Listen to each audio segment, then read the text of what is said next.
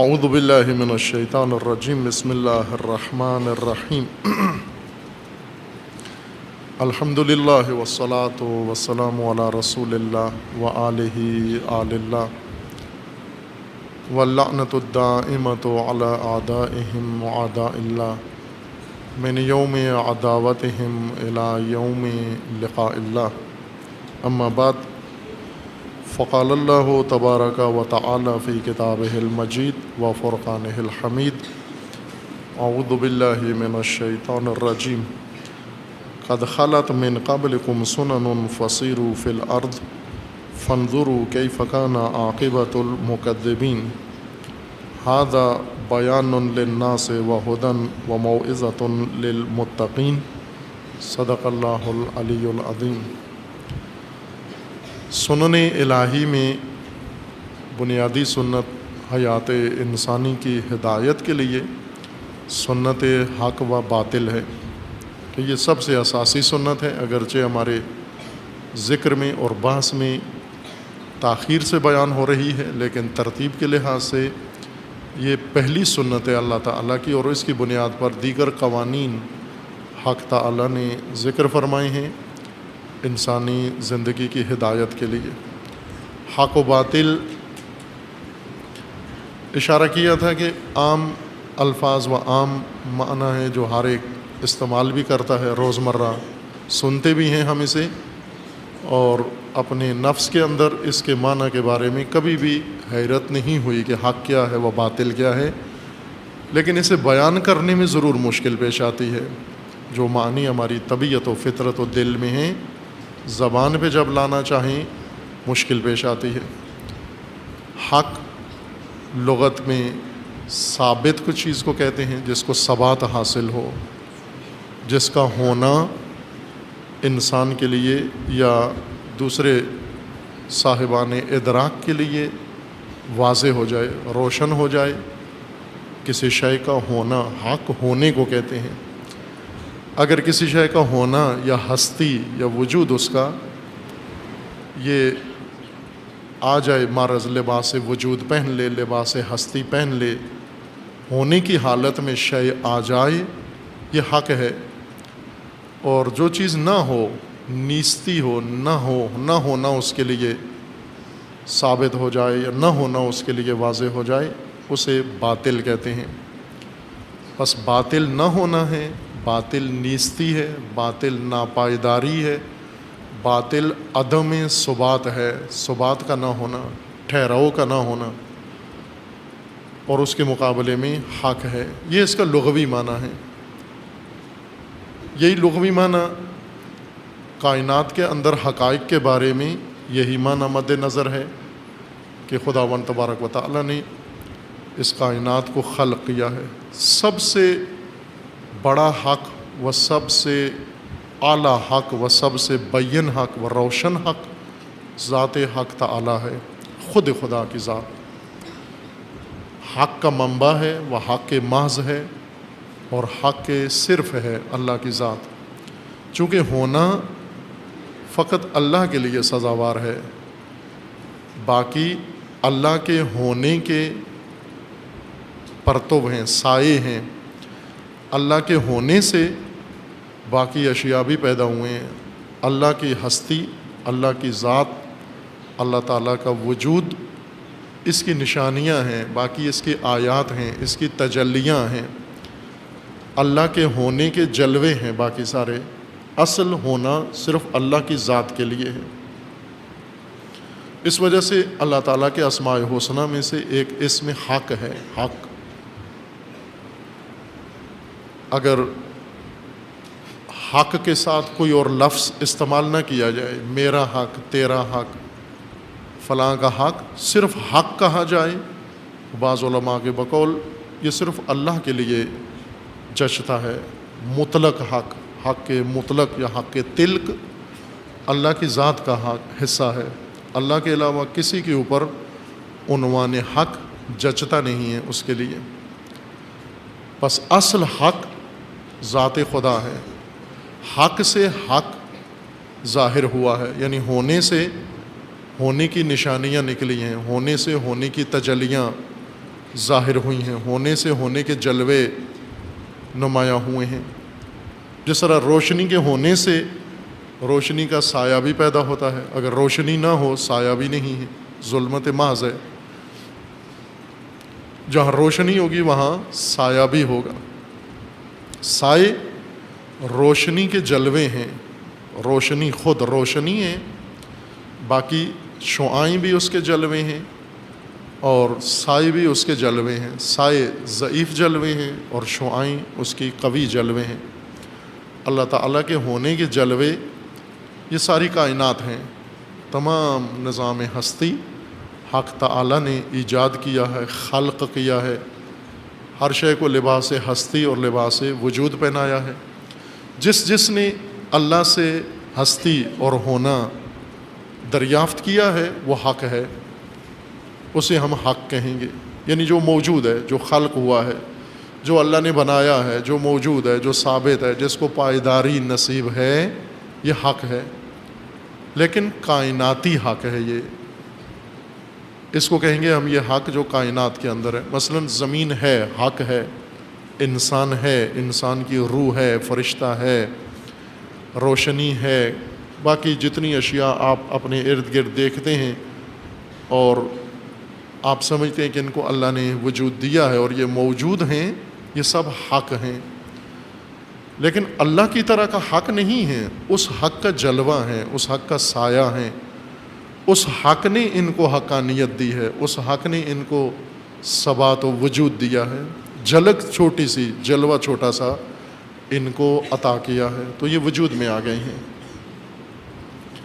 یہ کائناتی حق ہے جو ابھی ہماری بحث میں شامل نہیں ہے، اگرچہ قرآن میں اس حق کے بارے میں کافی آیات موجود ہیں۔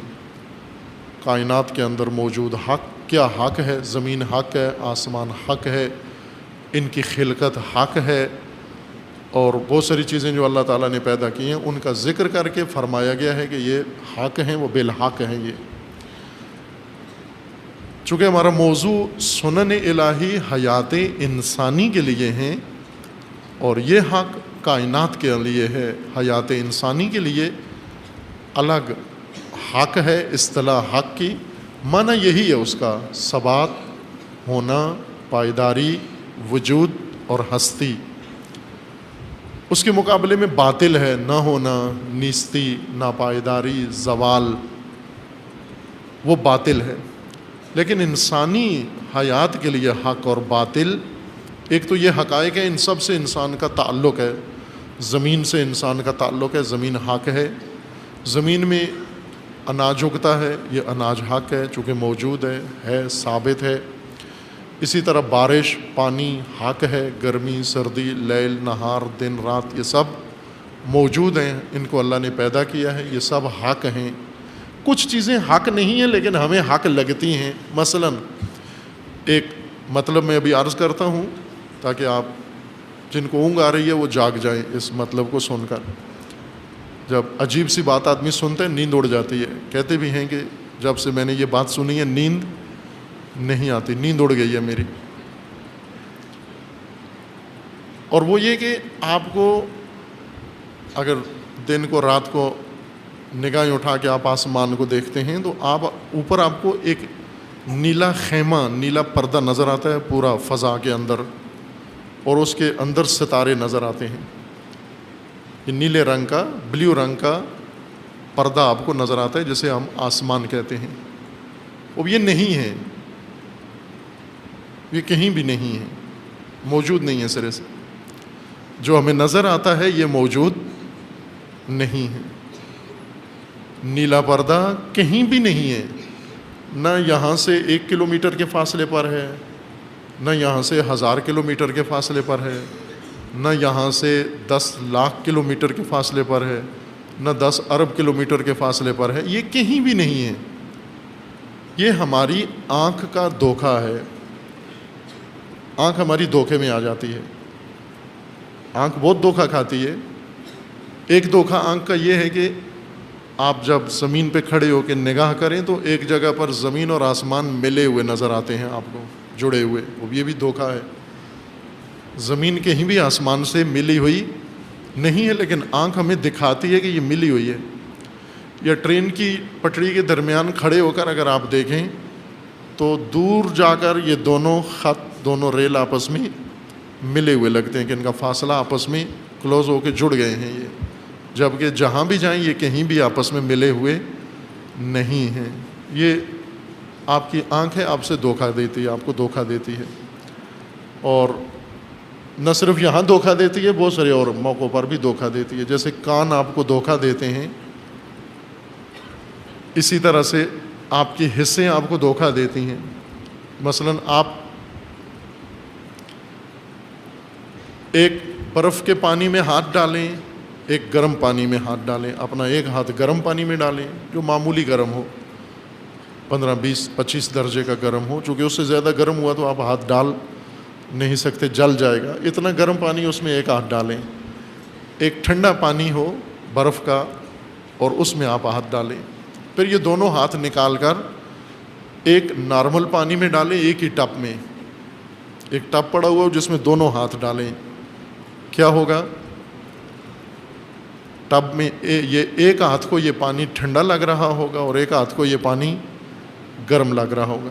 مثلا یہ پانی برف کے پانی میں ڈالا ہوا تھا، اب اسے نکال کے نارمل پانی میں ڈالا تو یہ ہاتھ سے پوچھا کہ بتاؤ ٹب کا پانی کیسا ہے؟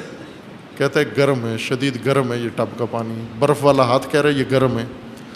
اور گرم پانی سے جو ہاتھ نکال کے ٹب میں ڈالا، اس سے پوچھو کہ پانی کیسا ہے، گرم ہے ٹھنڈا ہے؟ یہ کہتا ہے ٹھنڈا ہے۔ ایک ہاتھ کو یہی پانی ٹھنڈا لگ رہا ہے، ایک ہی پانی، اور دوسرے ہاتھ کو یہی پانی گرم لگ رہا ہے۔ آپ حیرت نہیں کرو گے اپنے ہاتھوں پر کہ جھوٹ بولتے ہو مجھ سے، یہ ایک پانی ہے، یا گرم ہے یا ٹھنڈا ہے۔ اب یہ ہاتھ کہہ رہا ہے گرم ہے، یہ ہاتھ کہہ رہا ہے ٹھنڈا ہے۔ ایسے ہوتا ہے چونکہ انسان کی آنکھیں، انسان کے کان، انسان کی حس لمس کرنے کی یہ محدود ہے، اس کے اندر محدودیت ہے، لمیٹڈ ہے، اس میں اتنی گنجائش نہیں ہے کہ یہ ہر حقیقت تک بڑی آسانی سے پہنچ جائیں۔ اس کے لیے حد بندی کی گئی ہے، ان حدود کے اندر اس نے ہمیں بتانا ہے۔ کچھ چیزیں یہ صحیح بتاتی ہیں، کچھ چیزیں صحیح نہیں بتاتی۔ ایک دھوکہ یہ دیتی ہیں کہ سورج کو ایک ٹکیا کے طور پر دکھاتی ہے آنکھ ہمیں، چاند ایک روٹی کی حد تک نظر آتا ہے ہمیں، اور سورج اور چاند سے بڑے ستارے اور سیارے ایسے دیے سے ٹمٹماتے ہوئے نقطے نظر آتے ہیں، جبکہ یہ سورج سے 1 کروڑ دفعہ زیادہ بڑے ہیں۔ بعض ستارے جو آپ کو نظر آتے ہیں 1 کروڑ مرتبہ سورج سے زیادہ بڑے ہیں، ان کا حجم، ان کا سائز سورج سے اتنا عظیم ہے۔ اور سورج زمین سے کتنا عظیم ہے، اب یہ پھر آپ کا ٹیسٹ شروع ہو جائے گا، بات ہماری حق سے دور ہو جائے گی۔ سورج بہت عظیم ہے زمین سے، اور وہ ستارے سورج سے بہت عظیم ہے، لیکن ہمیں آنکھ دکھاتی ہے کہ چھوٹا سا نقطہ ہے، یہ ٹمٹماتا ہوا دیا ہے، چراغ ہے۔ یہ دھوکہ ہے آنکھ کا۔ اس دھوکے میں سے ایک یہ پردہ ہے، نیلا پردہ جو ہمارے سروں کے اوپر ہے، اور ہم یہ سمجھتے ہیں یہ آسمان ہے، جبکہ یہ نہیں ہے، یہ فضا ہے، خالی ہے، کچھ بھی نہیں ہے اس میں۔ ستارے، سورج، چاند، سیارے، کہکشانے، یہ سب کچھ ہیں، یہ واقعیت ہیں، یہ حق ہیں، لیکن یہ نیلا پردہ حق نہیں ہے۔ آنکھ ہمیں کہتی ہے یہ بھی حق ہے، یہ نہیں ہے۔ فوراً اب آپ کے ذہن میں سحری تک یہ سوال رہے گا کہ بس یہ کیا ہے پھر ہمیں؟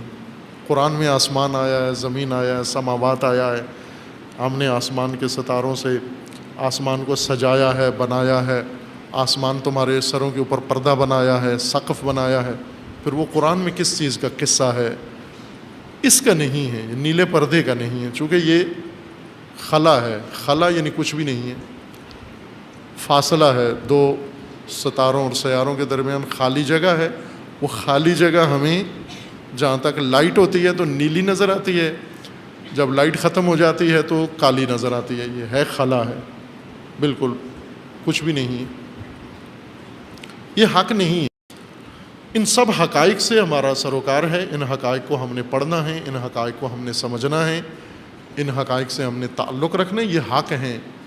پہلا حق اللہ کی ذات، اس حق سے حقائق پیدا ہوئے ہیں، اس حق نے حقائق ہستی، حقائق کائنات کو خلق کیا ہے، اور یہ حقائق جن سے آج ہمارا سروکار ہے، ان سب کو سمجھنا ضروری ہے، اس حق کے ساتھ رابطہ ہونا چاہیے۔ قرآن کی بہت ساری آیات، بلکہ زیادہ تر آیات اس حق کے بارے میں ہیں جو کائنات کے اندر ہے، کہ اس کو آپ سمجھیں۔ کچھ علوم ہیں جیسے اشارہ کیا، علم فلسفہ انسان کو حقیقت شناسی و حق شناسی سکھاتا ہے، اس لیے تاکید کرتا ہوں فلسفے کی کہ فلسفہ انسان کے ذہن کو حق سمجھنے اور حق پہچاننے کا طریقہ بتاتا ہے، حق شناسی کراتا ہے، حق شناسائی کراتا ہے، حقیقت کی پہچان کرواتا ہے۔ اور اگر یہ علم انسان نہ پڑھے، نا حق کو حق کہتا ہے، حق کو نا حق کہہ دیتا ہے، حق کا میزان اس کے پاس نہیں ہوتا، حق کی کسوٹی اس کے پاس نہیں ہوتی، اور گم اور گمراہ ہو جاتا ہے۔ لیکن اگر اسے پتہ ہو حق کو نا حق پہچاننے کا میزان، پھر گم نہیں ہوتا، گمراہ نہیں ہوتا۔ اس حق سے یہ حق سمجھنا ضروری ہے، لیکن ہماری بحث میں یہ حق ابھی مد نظر نہیں ہے، کائنات کا حق، یا جیسے اللہ کی ذات حق ہے، لیکن اس وقت ہماری بحث کا موضوع اللہ تعالیٰ کی ذات نہیں ہے، بلکہ وہ حق ہے جو انسانی حیات کے لیے سنت کا درجہ رکھتا ہے، قانون کی حیثیت رکھتا ہے، وہ حق مد نظر ہے ہمارے۔ یہ تیسرا حق کہہ لیں، تیسرا مصداق یا تیسرا درجہ ہے حق کا، جسے اللہ تعالیٰ نے انسان کی زندگی کے لیے رہنمائی کے طور پر ذکر کیا ہے۔ انہیں خداوند تبارک و تعالیٰ نے اس حق کو انسان کی زندگی کا جادہ قرار دیا ہے، حیات انسان کے لیے راستہ بنایا ہے، صراط حق، کہ اس کے اوپر تو نے چلنا ہے۔ یہ قوانین، یہ سنتیں اور یہ سنن حیات انسانی کی پٹڑی ہے، جیسے ٹرین کی پٹڑی ہے، ٹرین کو اس کے اوپر چلنا ہے۔ انسان کی زندگی کی مثال ٹرین کی ہے، ریل کی ہے، اور اس کو اس کے اوپر چلنا ہے، حق کے جادے کے پٹڑی کے اوپر چلنا ہے، اسے سمجھنا ہے۔ یہ سنت ہے تمام انسانوں کے لیے، تمام انسانیت کی زندگی کی یہ سنت ہے، وہ قانون ہے، گزشتہ نسلوں کے لیے، موجودہ نسل کے لیے، آئندہ نسل کے لیے یہ سنت ہے۔ حق انسان کی زندگی کے لیے اللہ نے راستہ بنایا ہے، جادہ بنایا ہے، سڑک بنائی ہے، پٹڑی بنائی ہے، انسان کی زندگی کو اس کے اوپر چڑھانے کے لیے حکم دیا ہے کہ اس ٹرین کو اس کے اوپر چڑھا، اس کے اوپر حرکت کرے۔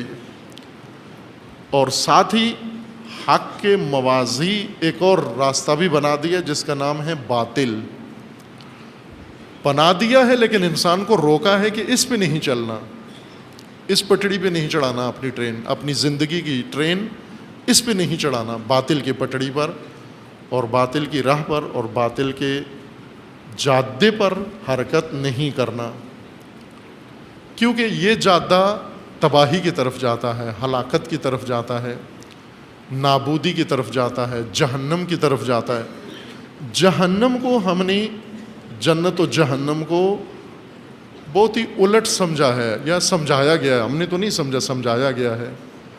کچھ لوگوں نے جنت و جہنم کی خود سے تصویر بنا کر اور وہ ہمیں پیش کی ہے۔ جنت و جہنم، جنت عیش کی جگہ، عیاشی کی جگہ، نعوذ باللہ شہوترانی کی جگہ، اس طرح سے جنت کی تفسیر کی گئی ہے کہ شہوتیں، اور وہ بھی نہ ختم ہونے والی شہوت۔ ظاہر ہے جب حوریں شہوت انگیز مخلوق کے طور پر پیش کی گئی ہیں اور ثواب ہے، مثلا روزے کا ہی ثواب ہے، ہر روزے کی 1000 حور ہے۔ ایک مولانا صاحب روزے کا ثواب بتا رہے تھے، سر نیچے کر کے، اور سامنے مومن بیٹھے ہوئے تھے اور ہاتھ سے ایسے اشارہ کر رہے تھے، حوریں دے رہے تھے، بانٹ رہے تھے ہاتھ سے، مثلا اس طرح کتاب پڑھ رہے تھے، پہلا روزہ 1000 حور، دوسرا روزہ 1000 حور، وہ سامنے بیٹھا ہوا مومن، وہ 2-3 روزوں کی تھی، حساب کیا اس نے، 3000 ہو گئیں، 4000 ہو گئیں، 5000 ہو گئیں۔ جب وہ 10ویں روزے سے مولانا آگے گئے، وہ مومن اٹھ کے گھبرا کے کھڑا ہو گیا کہ کہا مولانا رکیے ذرا، یہ آپ اتنا حوروں کا ریوٹ جرمٹ ہوگا، اس کو سنبھالیں گے کیسے ہم وہاں پر، اتنا ٹائم کہاں سے نکالیں گے، اتنی 30,000 حوریں تو ایک رمضان کی ہو گئیں۔ اب جس نے ساری عمر روزے رکھے ہیں تو لاکھوں میں معاملہ چلا جائے گا. پھر نماز کی حوریں الگ, باقی نیک کاموں کی حوریں الگ, تو یہ تو چونٹیوں کی طرح پاؤں کے نیچے آئیں گی. پھر یہ خوب ایک آدمی, ایک مرد اور اتنی حوریں, اور یہ ان سب سے اور حور کا تصور کیا ہے؟ یعنی خوبصورت عورتیں عورتوں کی طرح, یعنی مادہ, مؤنث, فیمیل, اور وہ بھی ایسی جو انسان کی شہوت کی تسکین کے لیے ہوں گی. یہ خود ساختہ تصویر ہے حور کے لیے. حور حقیقت ہے, قرآن کا وعدہ ہے, مومن کو ملے گی, لیکن وہ شہوانی مخلوق نہیں ہے. عزیز من, حور آپ کا اپنا عمل ہے, آپ کا اپنا عمل حور ہے آپ کے لیے, خود آپ کا عمل. چونکہ یہ عمل حسین ہے, اعمال حسنہ ہیں, اعمال زیبا ہیں, یہ خوبصورت شکلوں میں آپ کے عمل آپ کے سامنے نمایاں ہوں گے. یہ حسن شہوت انگیز حسن نہیں ہے, حسن عمل, حسن کارکردگی ہے, جس کا نام حور رکھا گیا ہے, کہ حور کی شکل میں آپ کو وہاں پر نظر آئے گا, اور ظاہر سرور ہوگا, آپ کو اسے دیکھ کر سرور ہوگا. لیکن یہ سرور مانوی, آپ کے قلب کا سرور ہوگا, نہ شہوت کا. شہوت نہیں ابھرے گی وہاں جا کر. تو جنت کو جس طرح پیش کیا گیا ہے وہ تو بالکل ہی شہوت رانی کی جگہ ہے ساری. پھر وہ بھی نہ ختم ہونے والی شہوت, نعوذ باللہ من ذالک. قرآن کریم فرماتا ہے فَمَنْ يَعْمَلْ مِثْقَالَ ذَرَّةٍ خَيْرًا يَرَى وَمَنْ يَعْمَلْ مِثْقَالَ ذَرَّةٍ شَرًّا يَرَى. یہ ذرہ ذرہ خیر, ذرہ ذرہ شر, یہ سب نظر آئے گا. اب آپ میرا آج رات لیلۃ القدر ہے, روز قدس ہے, جمعۃ المبارک ہے, یہ یاد رکھنا, قیامت میں یاد رکھنا. اگر ملاقات ہوئی تو وہاں مجھے یاد دلانا. آج ابھی اسی وقت جو آپ کر رہے ہیں, جو اونگ رہے ہیں, یہ اونگ ان کو قیامت میں دکھائی جائے گی. جو ہنس رہے ہیں, یہ ہنسی آپ کو قیامت میں دکھائی جائے گی. یہ قرآن فرما رہا ہے فَمَنْ يَعْمَلْ مِثْقَالَ ذَرَّةٍ خَيْرًا يَرَى. جس نے کسی کو چونڈی بھری, یہ چونڈی وہاں نظر آئے گی اس کو. فَمَنْ يَعْمَلْ مِثْقَالَ ذَرَّةٍ خَيْرًا يَرَى. ذرہ برابر جو کیا ہے یہ تمہیں دکھایا جائے گا وہاں پر, یہ ضائع نہیں ہوا. جیسے ابھی میں جو بول رہا ہوں, جو حرکات ہیں, کوئی لفظ اور کوئی میری حرکت ایسی ہے جو کیمرہ چھوڑ رہا ہو, ہے کوئی جو کیمرے میں ضبط نہ ہو رہی ہو؟ ہر چیز اس کے اندر, ذرہ ذرہ, حرکات و سکنات, اشارے, سب کچھ اس کے اندر جا رہا ہے.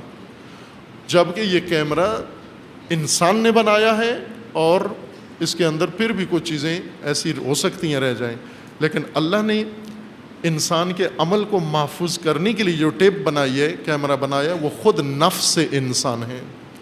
آپ کا نفس آپ کی کارکردگی اندر ریکارڈ کر رہا ہے. جب آپ جائیں گے وہاں, ہم جائیں گے, وہ کھڑے ہو کے ہمارے اوپر FIR سنائی جائے گی, یہ کیا تو نے. وہ ہماری تو عادت ہے نا انکار, یہ میں نے نہیں کیا. ابھی کسی نے روزہ کھایا کہتے میں نے نہیں کھایا. شیشہ توڑا ہے کہتے میں نے نہیں توڑا. عادت بن گئی ہے, میں نے نہیں کیا, یہ عادت ہے. یا اکثر کوئی نہ کوئی خرابی ہو جاتی ہے, اور میں بعض لوگوں کو بلا کے پوچھتا ہوں, یہ تو مجھے پتہ ہے کہ آپ نے نہیں کیا, چونکہ میرے پوچھنے سے پہلے ہی آپ کہو گے ہم نے نہیں کیا. جس نے کیا وہ بھی کہتا ہے میں نے نہیں کیا. اب یہ تو آپ پہلا ہمارا جواب یہ ہوتا ہے میں نے نہیں کیا. وہ بھی اس عادت کے تحت اللہ کو بھی فوراً کہہ دیں گے میں نے نہیں کیا. وہ خدا کہے گا ادھر آ ذرا, قریب آ, خوب دکھاؤں تو نے کیا ہے. وہ کہے گا دکھائیں, چونکہ دائیں بائیں دیکھے گا, کوئی گواہ, کوئی شاہد, کوئی کچھ بھی نہیں ہے. تو یہ کہے گا یہاں کون ہے, میں نے تو چھپ کے کیا تھا, اس وقت نہیں پکڑا گیا, آج کون گواہی دے گا ادھر. وہ اللہ نے اس کو عمل دکھانا ہے. قرآن کی آیت ہے, کیا آیت ہے؟ کفا بے نفس کا حسیبہ. اپنے نفس پر نگاہ ڈال, اپنے اوپر دیکھ ذرا. یہ جو ہی اپنے اوپر نگاہ ڈالے گا, وہی جس کا انکار کر رہا ہے وہ اس کو اپنے وجود کے اندر نظر آئے گا رکھا ہوا.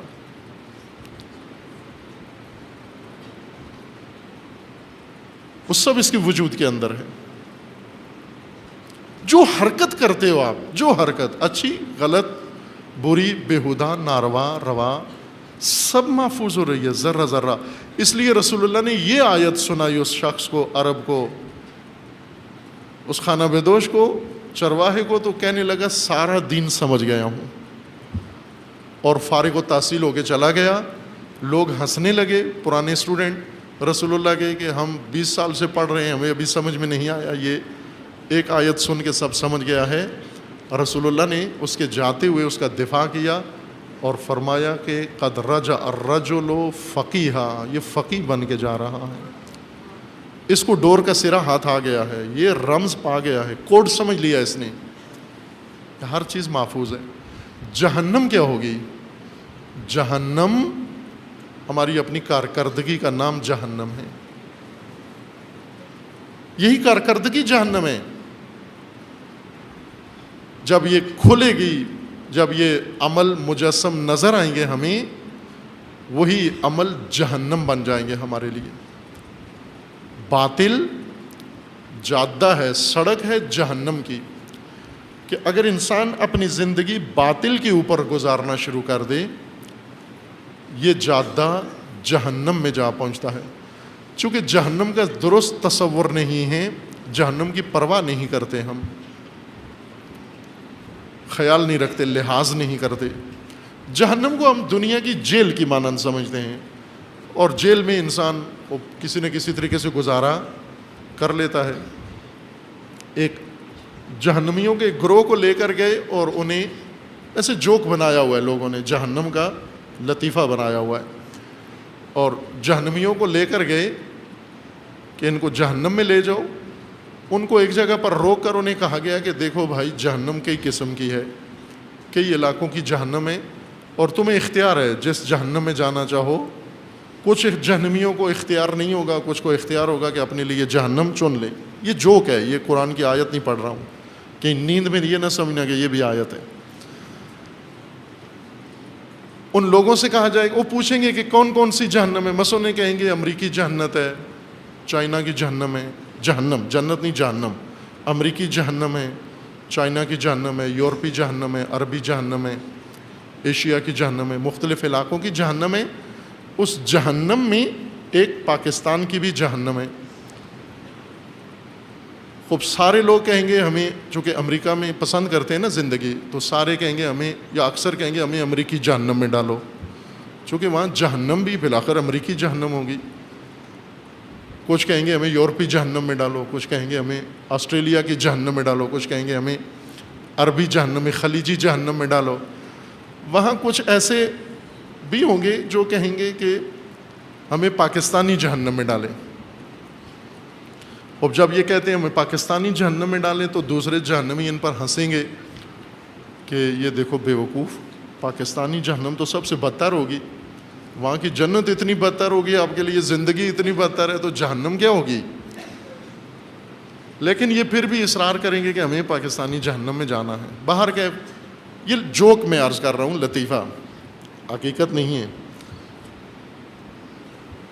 آخر میں جہنمیوں کو ایک دن چھٹی بھی ملے گی آپس میں ملنے کے لیے، پارک میں آئیں گے، بیٹھیں گے تبادلہ عذاب کرنے کے لیے کہ تجھے کیا عذاب ملا، مجھے کیا عذاب ملا، تبادلہ عذاب کے لیے. جس طرح مجرمین مل بیٹھتے ہیں آپس میں تبادلہ کرتے ہیں، تو نے کیا لوٹا، میں نے کیا لوٹا، تو نے کیا کیا، کرتے ہیں نا. یہ فیس بک پہ عموماً کرتے ہیں، تو نے کیا کیا، میں نے کیا کیا، فلاں کیا. فیس بک آسان ہے آج کل، تبادلہ عذاب کا ایک ذریعہ ہے. اب یہ مل بیٹھیں گے وہاں پر، ایک دوسرے سے پوچھیں گے بھائی کیا ہوا کیا ہوا. دیکھیں گے سارے جلے ہوئے، سڑے ہوئے چہرے ان کے، کالے سیاہ، ہر امریکی بھی جلے ہوئے، امریکی جہنم والے، چائنا والے، عربی والے، سب کا ستیہ ناش ہوا ہے. اور پاکستانی بالکل فریش تازہ، کچھ بھی نہیں ہوا، نہ جلے ہوئے ہیں کہیں سے، نہ کوئی داغ ہے، نہ کوئی زخم ہے، نہ کوئی پھوڑا ہے، نہ کوئی اور تکلیف ہے ان کو. یہ بالکل تر و تازہ اتنے دنوں کے بعد. یہ باقی جو جہنمی ہیں، باقی جہنموں والے ہیں، یہ پاکستانی جہنم والوں سے پوچھیں گے کہ بھائی یہ کیا ہوا، ہماری حالت دیکھو پوری ہو گئی ہے، بگڑ گئی ہے، مسخ ہو کے چہرے ہی ختم ہو گئے ہیں، اور تم بالکل اسی طرح تر و تازہ ہو. انہوں نے کہا یہی تو پاکستان کے فائدے ہیں پاکستانی جہنم کے. کہا کیوں؟ کہتا ہے ایک دن فرشتہ لیٹ ہو جاتا ہے، ایک دن گیس نہیں ہوتی، ایک دن ان کو آگ ہی نہیں ملتی، ان کو ایک دن وہ جو فرمان دیتا ہے کمانڈر وہی چھٹی پہ ہوتا ہے. اور جب سے ہم گئے ہیں ایک دن بھی کوئی آیا اسٹاف پورا ہی نہیں ہوا تاکہ ہمیں جلایا جائے، اس لیے ہم ابھی فریش ہیں. خوب یہ ایک خود ساختہ یہ جوک تھا، لیکن اس جوک کے پیچھے کہنا کیا چاہ رہا ہوں، انسان نے مذاق میں یا سنجیدگی میں خود سے جہنم و جنت کی ایک تصویر بنا لی ہے جو غلط ہے، جو حقیقت سے دور ہے. اس وجہ سے ہم اس کی پرواہ نہیں کرتے. جیسے اس جوک میں جہنم کی تصویر ہے، اس سے انسان لاپرواہ ہو جاتا ہے. جہنم کارکردگی ہے انسان کی اپنی، یہ زندگی ہے، گزر رہی ہے، جا رہی ہے باطل کی راہ کے اوپر، اور جہنم بن رہی ہے، ہر روز بن رہی ہے، ہر روز جہنم کا ایک ردہ بن رہا ہے. اور جب زندگی انتہا پہ پہنچتی ہے یہیں پر جہنم مکمل ہو جاتی ہے انسان کی. صرف یہ پردہ ہٹتا ہے، یہ اللہ نے دن مقرر کیا ہوا ہے کہ جنت و جہنم سے پردے ہٹانے کا ایک مقرر دن ہے، قیامت کبریٰ، یوم تبلی السرائر، پردے ہٹانے کا دن ہے. اس دن انسان کے لیے یہ راز سارا کھل جائے گا. خوب یہ نقطہ اگر نظر میں رکھیں آپ، پھر سنن کی بات کی اہمیت بڑھ جاتی ہے، انسان کے لیے سنجیدہ ہو جاتا ہے کہ حق جادہ زندگی ہے، ایک باطل بھی انسانی زندگی کا ایک راستہ ہے، ایک ٹریک ہے. دونوں اس کے اوپر زندگی گزرے گی، اس کی انتہا کا نام جنت ہے، اس کے انتہا کا نام، اینڈ کا نام جہنم ہے. پہلے ہم اس حق و باطل کو سمجھ لیں جو اللہ نے انسان کی زندگی کے راستے کے طور پر اور جادے کے طور پر اور پٹڑی کے طور پر جن دو مفہوم کو بنا دیا ہے، حق اور باطل، تاکہ ہم اس کی تشخیص کے بعد، اس سنت کو سمجھنے کے بعد اپنی زندگی ہمیشہ جادہ حق پر رکھیں اور وہاں سے اس کو مڑنے نہ دیں. حق کی اوپر چلتی ہوئی گاڑی، بہت سارے لوگ اس کو موڑنے کی کوشش کرتے ہیں. جس طرح بچے کسی ڈرائیور کے ساتھ بیٹھتے ہیں تو اس کو اکساتے ہیں، ابھارتے ہیں، اور ریس دے، اور ریس دے، اور ریس دے، اس سے بھی آگے جا، اس سے بھی آگے جا. وہ آخر کار وہ ان بچوں کی باتوں میں ڈرائیور آ جاتا ہے، بچوں سے بھی زیادہ بچہ ہوتا ہے. اس لیے بچوں کو کبھی بھی نہ بٹھاؤ اپنے ساتھ، پیچھے بٹھاؤ اور ان کی باتوں میں کوئی ڈرائیور نہ آئے. مثلا بچے اس کو اکساتے ہیں، دیکھ تو کہ تیری کیا ڈرائیونگ ہے، وہ کھٹارا گاڑی تجھ سے آگے نکل گئی. اس کو یہی غیرت آ جاتی ہے، کھٹارا آگے نکل گئی، اب میں اس کو بتاتا ہوں، اور پھر زندگی کا خاتمہ کر لیتا ہے. حق کے جادے پر چلتی گاڑی کو بہت سارے لوگ اکساتے ہیں کہ کدھر جا رہے ہو، یہ کدھر شروع کر دیا، یہ کہاں پہ گاڑی چڑھا لی. باطل کے اوپر جانے والے کو کوئی بھی شرمندہ نہیں کرتا، کوئی بھی تانا نہیں دیتا، کوئی دھمکی نہیں دیتا، کوئی اس کو حوصلہ شکنی نہیں کرتا، بلکہ کہتے ہیں ماشاءاللہ کیا بچہ ہے. ہمیں پتہ تھا پیدائش میں، جب پہلے دن پیدا ہوا تھا ہم سمجھ گئے تھے یہ بڑا لائق ذہین ہوگا، یہ یہی کرے گا جو اس وقت کر رہا ہے. نجوم ہی بن جاتے ہیں.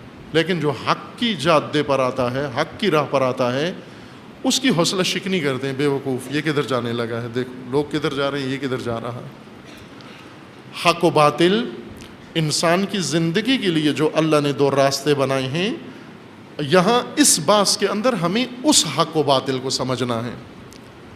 میں تکرار کرتا ہوں مطلب کو. ایک حق ہے ذات خداوند تبارک و تعالی، حق محض، حق خالص و حق صرف. چونکہ ثبات، ہونا، ہستی، یہ اللہ کی ذات کے لیے سزاوار ہے، جچتا اللہ کو ہے. خدا کی ذات ہے جس کو کوئی فنا، کوئی موت نہیں ہے، کوئی عدم نہیں ہے، نیستی نہیں ہے خدا کی ذات کے لیے متصور. اس لیے ثبات محض ہے، حق محض ہے. اللہ کی ذات حق ہے، اس حق سے حقوق پیدا ہوئے ہیں، حقائق پیدا ہوئے ہیں. وہ حقائق کائنات ہیں، زمین و آسمان ہیں، کائنات ہیں، عالم غیب ہے، عالم شہود ہے. اور وہ کائنات جو ہم نے، وہ حقائق جو ابھی تک بشر اتنی نسلیں گزارنے کے بعد ابھی تک اس تک نہیں پہنچا انسان، نسل اندر نسل حقیقت کو سمجھنے کی کوششوں کے بعد بہت موٹی موٹی چیزیں اس کو سمجھ میں آئی ہیں، باریک چیزوں میں نہیں گیا، ابھی تک بھی نہیں گیا اتنی تحقیق کے باوجود۔ یہ حقائق، ان کا نام ہے کائناتی حقائق۔ یہ کائناتی حقائق بھی حق ہیں اور ان کو پڑھنا، ان کو سمجھنا ضروری ہے۔ جس طرح حق متعال، حق تعالی، اللہ تعالیٰ کی ذات حق ہے، اس حق تک پہنچنا ضروری ہے، اس حق کو سمجھنا ضروری ہے، اس حق کو پانا ضروری ہے۔ وہی پانے کے لیے آج شب مقرر کی گئی ہے، اس حق تک پہنچنے کے لیے۔ لیلۃ القدر خیر من الف شہر، 1000 ماہ کی سپیڈ سے آج رات آپ اس حق تک پہنچ سکتے ہیں، اللہ کو پائیں۔ اللہ قریب ہے آپ کے، اگر ہم دور ہیں وہ قریب ہے۔ یہ جو 1000 ماہ کا سفر ہے یہ ہماری دوری کی وجہ سے ہے، ادھر سے ایک لمحے کا سفر ہے، ایک پل کا سفر ہے، ایک پل کا، ایک آن کا سفر ہے۔ الم یأن للذین آمنوا، کیا وہ گھڑی، وہ آن نہیں پہنچی مومنوں کے لیے؟ ان تخشع قلوبہم لذکر اللہ، کہ ان کے دل ذکر خدا کے لیے نرم ہو جائیں۔ وہ گھڑی، ایک گھڑی کا سفر ہے، ادھر سے ادھر سے بہت لمبا سفر ہے چونکہ ہم دور ہیں۔ اس دوری کو جلدی طے کرنے کے لیے ہمیں اللہ نے لطف و کرم کیا ہے اور ایک رات ایسی عطا کی ہے، 1000 ماہ کی سپیڈ سے آج شب اس ذات کے قریب ہم ہو سکتے ہیں اور جا سکتے ہیں۔ اس حق کو، حقائق کو جاننا ضروری ہے، لیکن عرض کیا کہ ہماری بحث میں حق کے سوم، تیسرا درجہ، تیسری کیٹیگری حق کی، جو حق انسان کی زندگی کے لیے مقرر کیا گیا ہے، اس کو سمجھنا ضروری ہے، اس کا معیار، اس کا میزان، اس کا ضابطہ، اس کا پیمانہ، تاکہ اس پر چل کر ہم اپنے درست انجام تک پہنچیں، مقصود تک پہنچیں۔ اور آج شب بہترین فرصت ہے، چونکہ قرآن کریم کا فرمانا ہے۔ توجہ کریں، رات کا یہ منظر میں آپ کے لیے آیت پڑھ دیتا ہوں کہ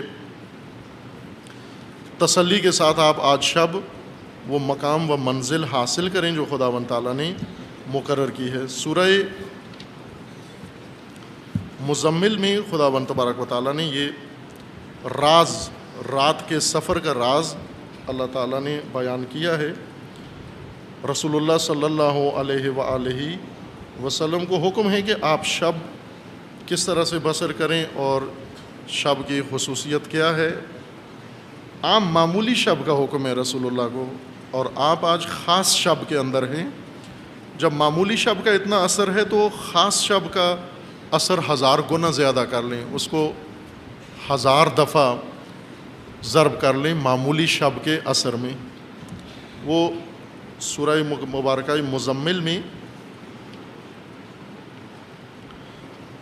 اللہ تعالیٰ کا فرمانا ہے، بسم اللہ الرحمن الرحیم، یا ایہا المزمل، مزمل یعنی کملی والے، چادر والے، کسا والے۔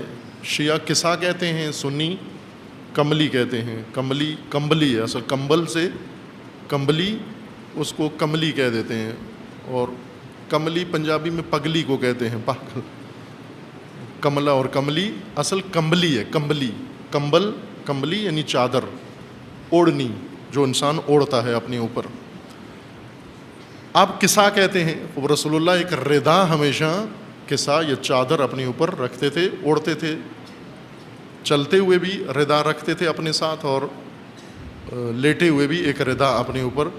اب لیٹے ہوئے تھے رسول اللہ اور ردا اوڑھ کر، چادر اوڑھ کر چارپائی پہ لیٹے ہوئے تھے۔ آیت نازل ہوئی، بسم اللہ الرحمن الرحیم، یا ایہا المزمل،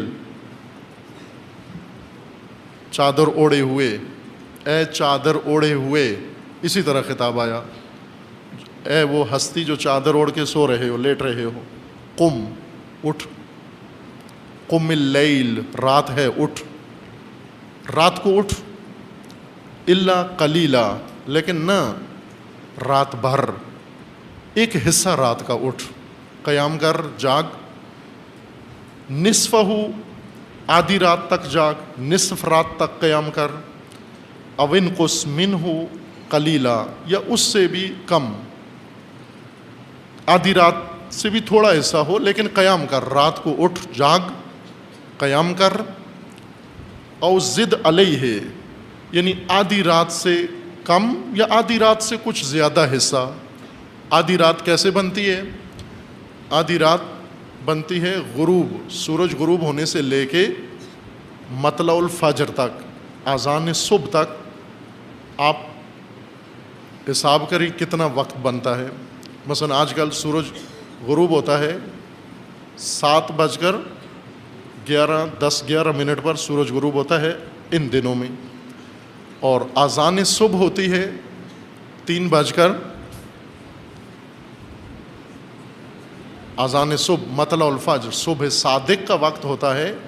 شیعہ 5 منٹ پہلے اذان کہہ دیتے ہیں، مطلع الفجر سے 5 منٹ پہلے احتیاطاً علماء کا فتویٰ ہے کہ روزے کا امساک، کھانا پینا چھوڑنا تھوڑی دیر پہلے چھوڑ دو تاکہ انسان کو یقین ہو جائے کہ میں نے وقت کے اندر امساک کر لیا، یعنی کھانا پینا چھوڑ دیا۔ یہ نہ ہو کہ بالکل باؤنڈری پہ جا کے وہاں چھوڑیں آپ، پھر روزہ مشکوک ہو جاتا ہے۔ احتیاطاً چند منٹ پہلے چھوڑ دیا کریں، اس لیے چند منٹ پہلے وقت اذان دیتے ہیں۔ صبح صادق اس وقت شاید آج کی سحری کے لیے صبح صادق 3:27 پر ہے۔ اب آپ 7:11 سے 3:27 ان کتنا ٹائم ہو گیا؟ گھنٹے بنائیں ان کی، گھنٹے بنانے کی حال نہیں ہے آپ کے اندر، بھلے 8 گھنٹے، 8 گھنٹے کے نصف ہے 4 گھنٹے۔ اب 7:11 سے آپ شروع کریں 4 گھنٹے گنیں، 7, 8, 11 پر 1 گھنٹہ، 9, 11 پہ دوسرا گھنٹہ، 10, 11 پہ تیسرا گھنٹہ، اور 11, 11 پر چوتھا۔ 11:11 تک آدھی رات ہو جاتی ہے۔ یہ آدھی رات ہے، نصف شب ہے۔ آسان طریقہ ہے نصف شب معلوم کرنے کا طریقہ۔ خوب، آدھی رات آپ قیام کریں۔ رسول اللہ شب کے پہلے حصے میں آرام کیا کرتے تھے، شب کے دوسرے آدھے حصے میں قیام کرتے تھے، یعنی 11:11 پر اٹھ جاتے تھے۔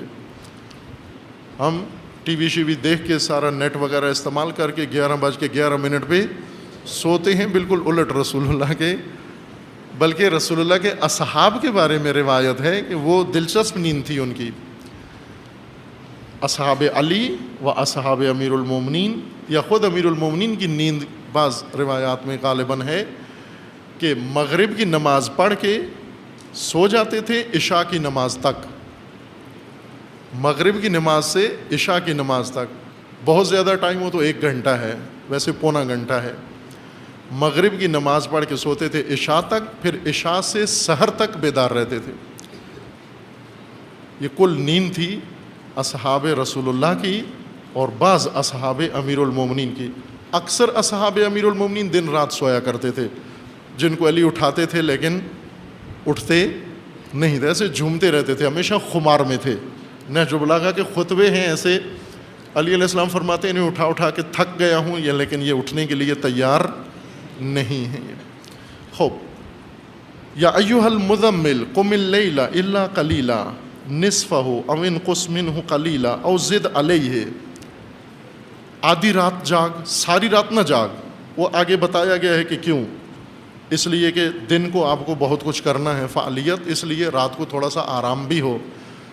آدھی رات جاگ، آدھی رات سے تھوڑا سا زیادہ ٹائم جاگ، یا تھوڑا سا کم، آدھی سے کم، مثلا 4 گھنٹے سے تھوڑا کم، 3.5 گھنٹے کر لیں آپ۔ وَرَتِّلِ الْقُرْآنَ تَرْتِيلًا، اور قرآن کی ترتیل کر، رات کے عالم میں اٹھ کے قرآن پڑھ ترتیل کے ساتھ۔ اِنَّا سَنُلْقِي عَلَيْكَ قَوْلًا ثَقِيلًا، کیوں؟ اس لیے کہ ہم نے آپ کے دل پر بہت گہری بڑی وزنی بات ڈالنی ہے۔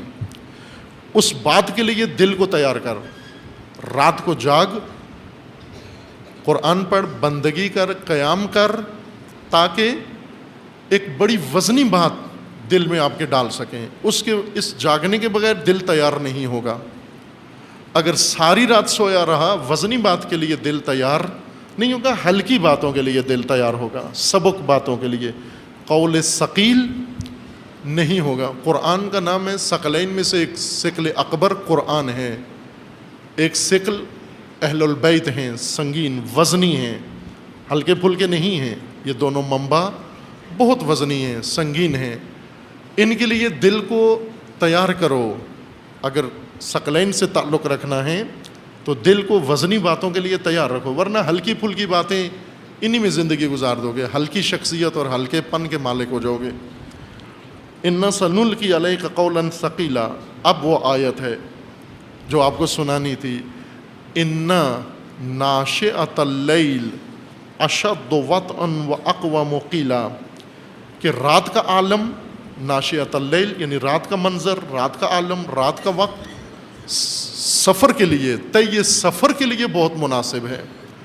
اشد وطئن، دن کی نسبت، یہ سفر الہی، قرب الہی کا سفر رات کو بہت مناسب طے ہوتا ہے۔ وَأَقْوَمُ قِيلًا، اور بہت ہی استوار ہے قول عبادی کے لیے، معنویت کے لیے، دعا کے لیے، اقوام قیلا ہے، اشد وطئن ہے، وہ اقوام قیلا ہے، بہت مناسب ہے دعا و مناجات کے لیے، خدا سے کلام کے لیے، قول کے لیے، اور بہت مناسب ہے یہ قرب خدا کے لیے، سلوک اللہ کے لیے بہت مناسب ہے۔ ان لک فی النہار سبحا طویلا، چونکہ دن کو آپ کی مصروفیات بہت ہیں، کام بہت ہیں، ذمہ داریاں بہت ہیں آپ کی، وَاذْكُرِ اسْمَ رَبِّكَ وَتَبَتَّلْ إِلَيْهِ تَبْتِيلًا، چادر اوڑھنے والے چادر اتار، اٹھ رات کو قیام کر۔ یہ ہر شب و معمولی شب کی بات ہے، لیکن آج شب خصوصی شب ہے۔ اس خصوصی شب میں اشد وطئن، یعنی اس معمولی شب سے بھی بہت آگے ہے معاملہ، چونکہ 1000 ماہ کا سفر اس شب کو آپ نے طے کرنا ہے۔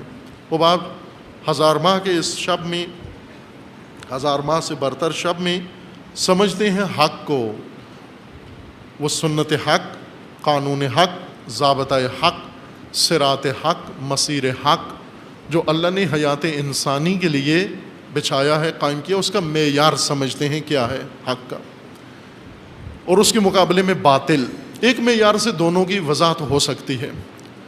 اس کے لیے خداوند تبارک و تعالیٰ نے سورہ مبارکہ رعد میں آیت بیان نازل کی ہے، جو پہلے آپ کے لیے پڑھ چکے ہیں۔ سورہ رعد کی آیا کسی اور مناسبت سے تقدیر، سنت تقدیر کے ضمن میں سورہ رعد آپ کے لیے بیان ہوئی ہے۔ سورہ رعد میں خداوند تبارک و تعالیٰ کا فرمان ہے کہ انزل من السماء ماء فسالت اودیۃ بقدرہا، خداوند تبارک و تعالیٰ نے آسمان سے پانی نازل کیا ہے۔ آیا 17 میں ہے، انزل من السماء ماء فسالت اودیۃ بقدرہا، اللہ وہ ذاتی ذات ہے جس نے آسمان سے پانی نازل کیا، اور یہ پانی زمین پہ بہہ نکلا، وادیوں میں، ندیوں میں، نالیوں میں، ان کی مقدار، ان کی گنجائش کے مطابق ان کے اندر پانی بہہ نکلا۔ فاحتمل السیل زبدا رابیا، سیل، پانی کے، بارش کے اترنے سے ندیوں میں پانی بہہ نکلا، اور پانی کے بہنے سے سیلاب آیا۔ سیلاب سے مراد یعنی تیز حرکت پانی کی۔ سیلاب اس پانی کو نہیں کہتے جو ویران کرے، سیلاب یعنی تیز پانی، زیادہ مقدار میں پانی اور تیزی کے ساتھ جو حرکت کرے۔ سیلان، حرکت کو، پانی کی حرکت کو سیلان کہتے ہیں۔ سیال جو چل رہا ہو، بہہ رہا ہو، بہنے والی چیز کو سیال کہتے ہیں۔ پانی بہہ نکلا، اور بہتے پانی کے اوپر زبد، جھاگ بن گئی، زبدن رابیا، اوپر تیرتی ہوئی جھاگ بن گئی اس کے اوپر۔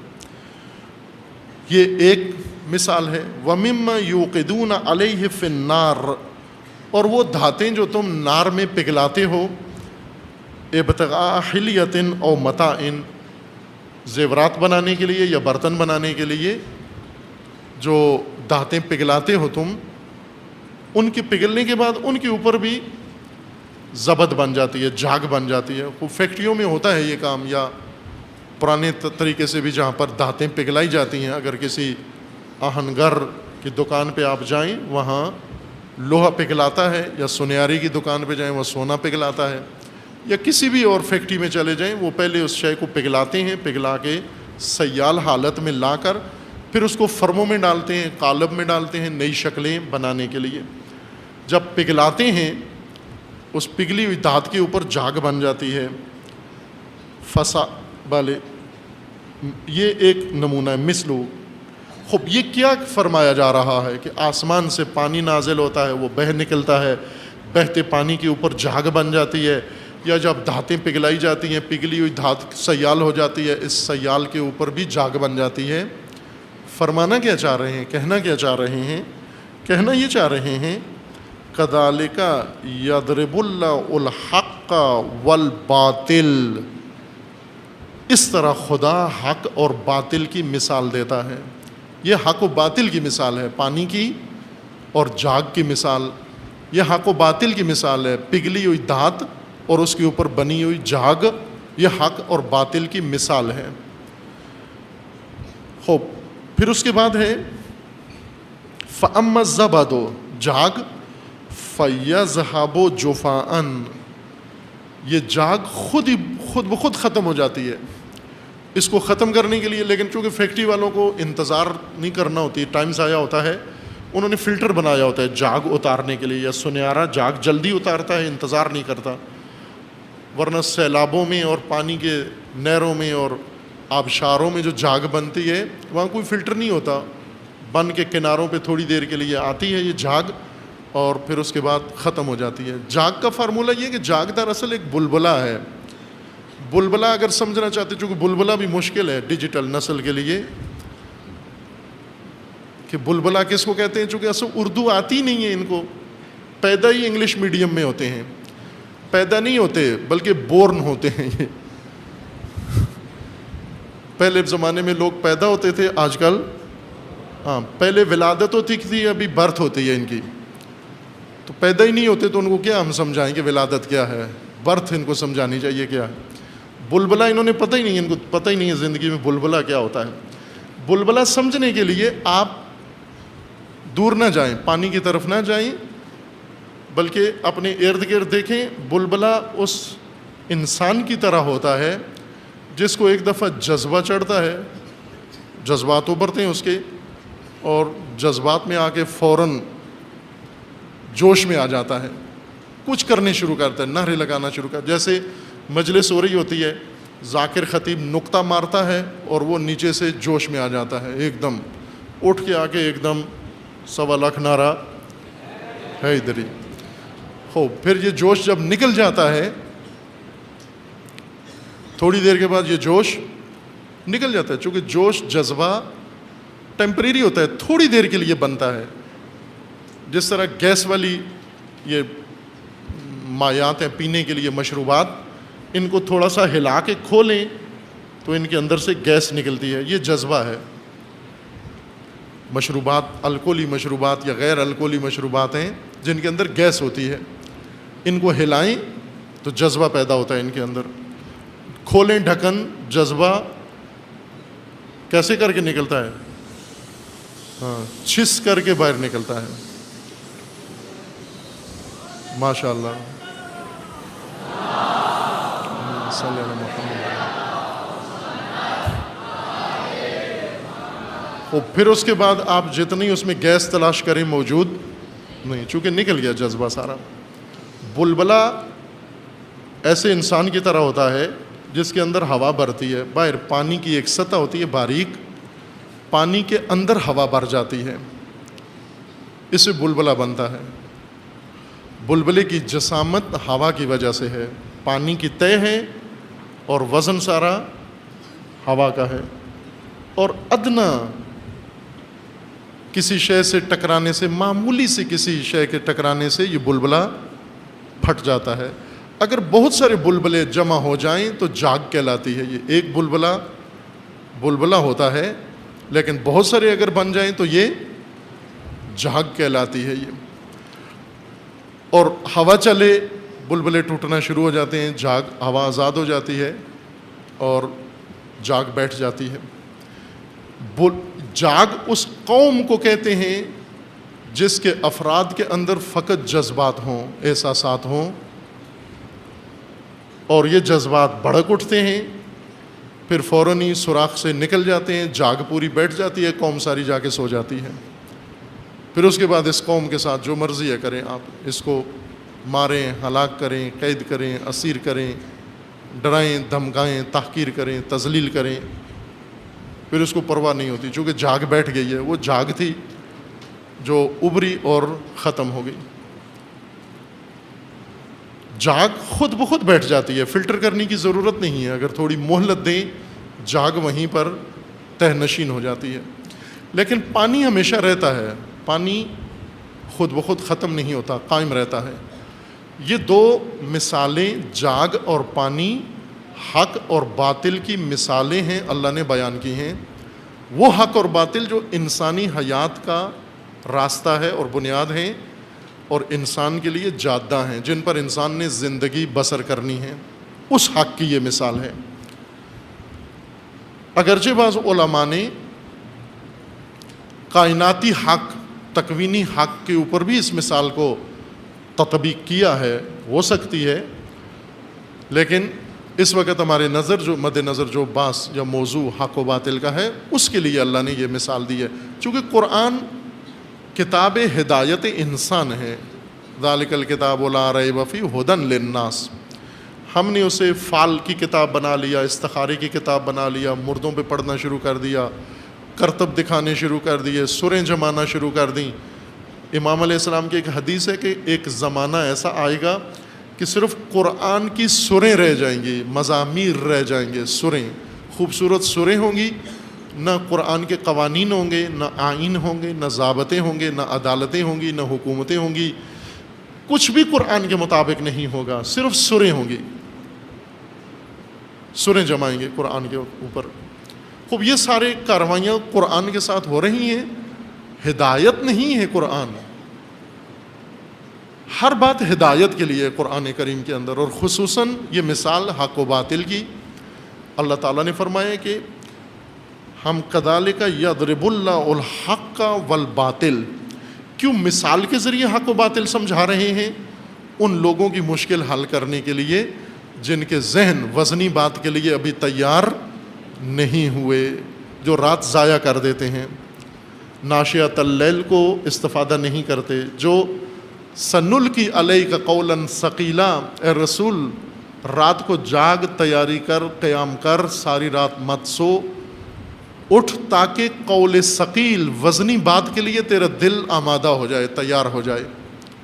علی علیہ السلام سے منسوب ایک شعر ہے، ایک کتاب ہے دیوان امیر المومنین کے نام سے، یعنی سارے شعر امیر المومنین سے منسوب کر دیے گئے ہیں جبکہ نہیں ہیں۔ وہ کتاب علی ابن ابی طالب ایروانی شاعر ہے، اس کی کتاب ہے، اس کو ایک عقیدت مند نے علیہ السلام لکھ دیا اوپر۔ چونکہ ہمارے ساتھ ایک بزرگ پڑھتے تھے، ان کے نام کے ساتھ حسین ہوتا تھا، نام پہلا حصہ ان کے نام کا مثلا ارشاد تھا فرض کریں، تو وہ لکھتے تھے ارشاد حسین۔ ایک دن ایک طالب علم ساتھی نے ان سے مذاق کیا کہ آپ کے نام کے ساتھ حسین ہے اور یہ امام کا نام ہے، اور امام کے نام کو آپ بغیر ادب کے لکھتے ہو۔ تو انہوں نے کہا کیسے لکھوں؟ کہا اوپر علیہ السلام لکھا کرو۔ تو اس کے بعد انہوں نے ارشاد حسین علیہ السلام لکھنا شروع کر دیا، اور خود ایک جوک بن گئے دوسروں کے لیے۔ بعض عقیدت مند ہوتے ہیں کہ جہاں بھی امام کا نام آئے علیہ السلام ساتھ لکھ دیتے ہیں، یہ نہیں دیکھتے کہ کس کا نام ہے، یہ مراد کون ہے۔ علی ابن ابی طالب، تاریخ میں بہت سارے لوگوں کا نام علی ابن ابی طالب گزرا ہے، علی علیہ السلام کی وجہ سے ہی رکھا ہے انہوں نے، اس پربرکت نام کو ہی انہوں نے انتخاب کیا اور یہی رکھا علی ابن ابی طالب۔ بعد میں آنے والوں نے سمجھا یہ علی ابن ابی طالب کوئی ہستی ہیں، امام و حجت خدا و معصوم، نہ، یہ شاعر ہیں ایروان کے۔ ایروان زیر نبی آذربائیجان کے اندر ہے، کشور ہے جو ملک ہے آذربائیجان، اس کا حصہ ہے ایروان، یا شاید اس کے ساتھ ارمنستان ہے، ارمنستان میں غالباً ایروان۔ ایروانی ان کے شعر تھے، انہوں نے علی ابن ابی طالب علیہ السلام لکھا تو وہ منسوب ہو گئے سارے مولا علی سے، لیکن بعضوں نے اس کے اندر علی علیہ السلام کے شعر بھی ڈال دیے جو ادھر ادھر کتابوں میں تھے، وہ اٹھا کے اسی دیوان میں ڈال دیے کہ یہ بھی علی علیہ السلام کے شعر ہیں۔ باہر کیف اب مخلوط ہو گئی ہے وہ کتاب، کچھ شعر علی علیہ السلام کے ہیں، کچھ علی ابن ابی طالب ایروانی کے ہیں، اور بعض لوگوں نے سمجھا یہ ساری کتاب مولا علی کی ہے۔ ایک شعر ہے منسوب ہے علی علیہ السلام سے، بہت خوبصورت شعر ہے، وہی اس آیہ کریمہ کا ترجمہ کہہ لیں، یہ تفسیر ہے علی علیہ السلام نے فرمائی ہے۔ اس شعر عربی شعر کے اندر ہے، الا بقدر القد تنقسم المعالیہ، اے لوگو آگاہ رہو، جان لو، بقدر القد، کوشش زحمت کی مقدار میں بلندیاں عطا کی جاتی ہیں۔ الا بقدر القد تنقسم المعالیہ، بلندیاں، معالی، عروج، ترقیاں کوشش کی مقدار میں عطا ہوتی ہیں، جتنی کوشش ہو اتنی عطا ہوتی ہیں۔ من طلب العلا سحر اللیالیہ، جو بلندی تک چاہتا ہے تو وہ رات کو جاگتا ہے۔ سحر اللیالیہ، سحرا ہے دو آنکھوں والی ہے کے ساتھ، جاگنے کو کہتے ہیں، ساحر اللیل، رات کو جاگنے والا، لیکن نہ جاگ کے انٹرنیٹ پہ بیٹھا رہے، ٹی وی چینل دیکھتا رہے، میسج کرتا رہے، لوڈو کھیلتا رہے۔ رات کو جاگنے والا یعنی خدا کی بارگاہ میں حاضر، قائم اللیل، جس طرح امیر المومنین ساحر اللیل تھے، غیث النہار یا لیث النہار، دن کا شیر اور رات کا عبادت گزار، رات کا عارف، درویش شب۔ رات کو جو علی کو دیکھتا بالکل ایک اور حالت، کانپتے ہوئے دیکھتا، لرزتے ہوئے۔ امیر المومنین کو دیکھتا لرز رہے ہیں، ہر حصہ، ٹانگیں لرز رہی ہیں، بدن لرز رہا ہے، آواز کپ کپی ہے، لرز رہی ہے، یا مولا یا مولائی۔ اس طرح سے نہیں ہوتا تھا جیسے ہم کہتے ہیں، لرزتی ہوئی آواز، جس طرح خوفزدہ انسان، ہراساں انسان کھڑا ہوتا ہے لرزتے ہوئے، اور جو دیکھتا رات کو وہ کہتا یہ تو کوئی بہت ہی بزدل آدمی لگتا ہے جو لرز رہا ہے، کانپ رہا ہے۔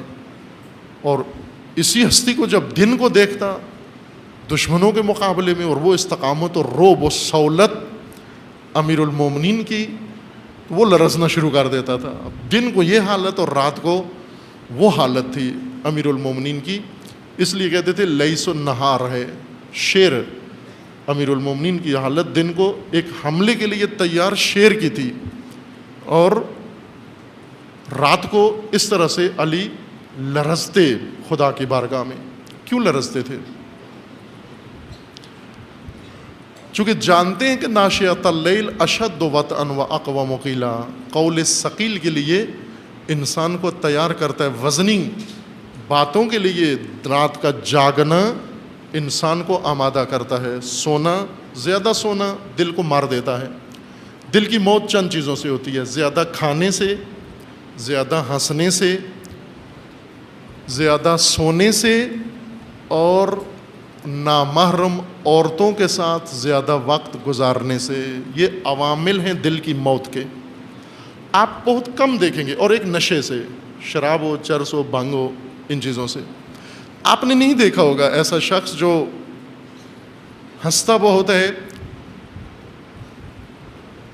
جو بہت ہنستا ہے اس کا دل زندہ ہو، جو ہمیشہ ہنستا رہتا ہے۔ ہنستا ہے یعنی حد سے زیادہ۔ اور وہ شخص جو سوتا بہت ہے، صبح شام سوتا ہے معمول سے زیادہ، ایک جوان کے لیے معمول، محنتی جوان کے لیے جو زحمت کرتا ہے، کوشش کرتا ہے، تھکتا ہے، 7 گھنٹے نیند اس کے لیے کافی ہے طبیبوں کے بقول، لیکن جو 14 گھنٹے سوتا ہے، 16 گھنٹے سوتا ہے، آپ دیکھیں گے دل مرا ہوا ہے اس کا، مردہ دل انسان ہے، بالکل دل مرا ہوا ہے اس کا۔ جو نشہ کرتا ہے یا نشیوں کے پاس بیٹھتا ہے، مردہ دل ہے اس کا۔ جو شخص نامحرموں کے ساتھ رہتا ہے اس کا دل بھی مردہ ہے۔ بلکہ اگر محرم بھی ہوں، عورت مرد محرم بھی اگر زیادہ مخلوط رہیں، مثلا ایک لڑکا ہے وہ صبح و شام ماں اور بہنوں کے ساتھ ہی ہے اور مردانہ محفل میں آتا ہی نہیں ہے، یہ بھی مردہ دل ہے۔ اس کے اندر اور بھی بڑی کمزوریاں ہیں، بزدل بھی ہے، زنانہ مزاج کا مالک ہوگا، نازک مزاج ہوگا، زود رنج ہوگا، بزدل ہوگا، اس کے اندر خود اعتمادی نہیں ہوگی. اس بچے کے اندر جو زیادہ وقت خواتین کے ساتھ گزارتا ہے اس کے اندر خود اعتمادی نہیں ہے. اس کو تعادل رکھنا چاہیے، ماں کے ساتھ بھی وقت گزارے اور اپنی ہمسن بچوں کے ساتھ بھی، اور اسکول میں بھی، اور جہاں تقسیم کر کے وقت گزارے. خصوصاً نامحرم کے ساتھ اختلاط کسی قسم کا بھی، وہ دین کے نام پر ہو، بے دینی کے نام پر ہو، کاروبار کے نام پر ہو، لین دین کے نام پر ہو، کسی بھی عنوان سے ہو، نامحرم کے ساتھ رابطہ انسان کے دل کو مار دیتا ہے. دونوں طرف، عورت کے دل کو بھی مار دیتا ہے، مرد کے دل کو بھی مار دیتا ہے. وہ بہت سارے لوگ ہوتے ہیں ان کا دل کرتا ہے شب قدر کو روئیں، کہاں سے رونا آئے؟ خشک چشمے سے کہاں سے آنسو نکلے؟ مردہ دل سے کہاں سے نمی نکلے؟ آ تو گیا ہے، ذہن اس کو لے آیا ہے، لیکن دل تیار نہیں ہے. ان چیزوں سے پرہیز کرنی ہے، قریب نہیں جانا. اسی دنیا میں جہاں یہ آلودگی زیادہ ہے، اسی دنیا میں جہاں بچنا مشکل ہے. یوسف اس کو نہیں کہتے جو غار میں بیٹھا ہوا ہو، یوسف اس کو کہتے ہیں جو کنویں میں یوسف ہو، اسود بھائیوں کے اندر یوسف ہو، کنعان میں یوسف ہو، حسد کرنے والوں کے اندر رہ کر حاسدوں کے اندر یوسف ہو، یعنی ان کی بیماری میں مبتلا نہ ہو. وہ حسد کرتے ہیں، یہ دعا کرتا ہے ان کے لیے. وہ حسد کرتے ہیں، یہ نصیحت کرتا ہے ان کو. وہ حسد کرتے ہیں، یہ خدا سے ان کے لیے خیر مانگتا ہے، ہدایت مانگتا ہے. کنویں کے اندر ہے، روتا نہیں ہے، چیختا نہیں ہے، چلاتا نہیں ہے، یہ مجھے کہاں لے آئے؟ اکیلا کنویں کے اندر، اکیلا. حضرت موسیٰ سے زیادہ امتحان سخت تھا. موسیٰ کو ماں نے یم میں ڈالا، فرعون نے نکال لیا. وہ کنویں کا منظر خطرناک ہے زیادہ، وہ بھی صحرا کے اندر، جنگل کے اندر، کنواں تاریک، اور کئی دن وہاں پر کنویں کے اندر رہنا. یہ فلم جو بنائی ہے حضرت یوسف کی، اس میں کنواں بڑا لگژری کنواں دکھایا گیا ہے، وہ ایسا تھا نہیں. وہ کنواں خطرناک تھا، بہت خوفناک. اب یہاں پر آتا ہے بچہ، کارگاہ میں آتا ہے، آتے ہی گھبرا جاتا ہے، پنکھے کے نیچے بیٹھا ہوا گھبرا جاتا ہے. یہ کیسے یوسف بنے گا؟ کدھر جانا ہے؟ اماں یاد آ رہی ہے. اماں کی گود میں تو یوسف نہیں بنے گا، کنویں میں یوسف بنے گا. تنہائی میں، تنہائی میں خوف نہ آئے، خدا کو یاد کر. تنہائی میں شکوہ نہیں کیا خدا سے کہ پروردگارہ یہ کہاں پھینک دیا انہوں نے، یہ کیا کیا میرے ساتھ، بلکہ شکر کیا خدا کا.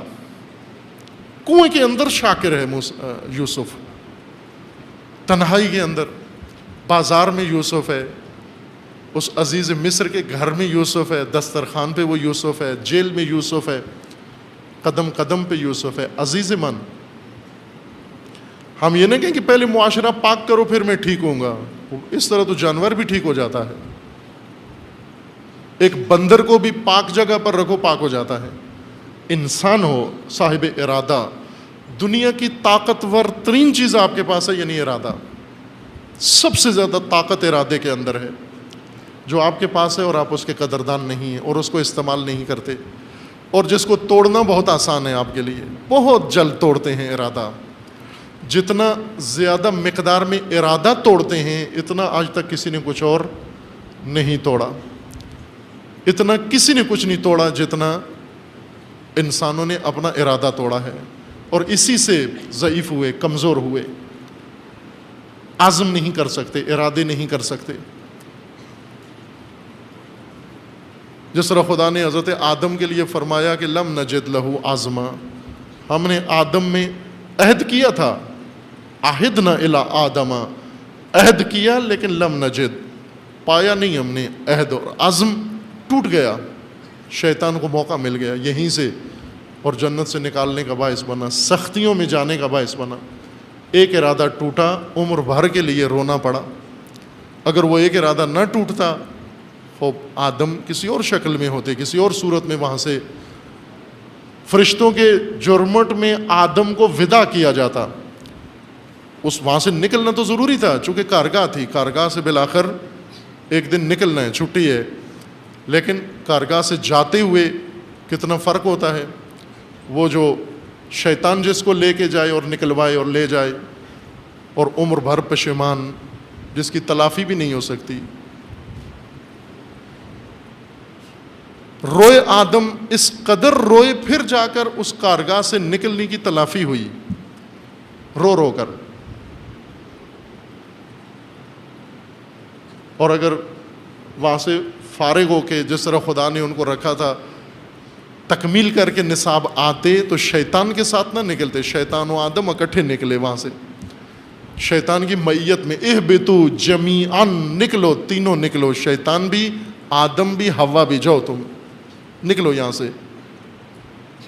غلطی کر دی تم نے، عہد توڑ دیا تم نے، عزم نہیں ہے تمہارے اندر.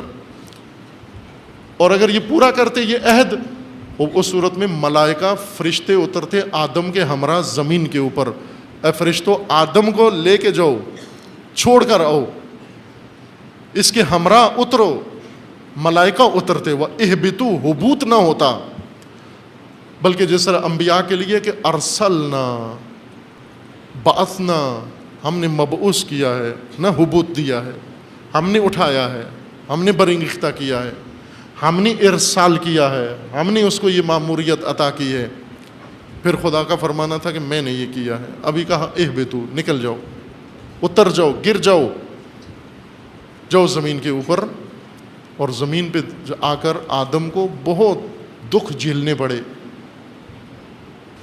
رو رو کر آخر خدا سے معافی مانگ کر تلافی ہوئی اور پھر اللہ کی طرف سے ہدایت نازل ہوئی. آج شب آمادہ ہے انسان کو یہ حق سمجھنے کے لیے اور اس حق کے اوپر اپنی تقدیر بنانے کے لیے، اس سنت خدا پر آنے کے لیے، باطل سے دور ہونے کے لیے.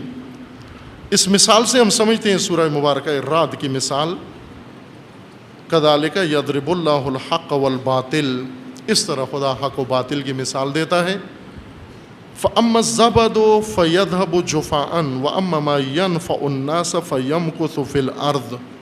جو چیز نفع دیتی ہے، فائدہ انسان کے لیے رکھتی ہے، وہ زمین پہ قائم ہے. یعنی پانی، وہ ختم نہیں ہوتا، جفاءً ختم نہیں ہوتا. لیکن جاگ جفاءً ختم ہو جاتی ہے، خود ختم ہو جاتی ہے.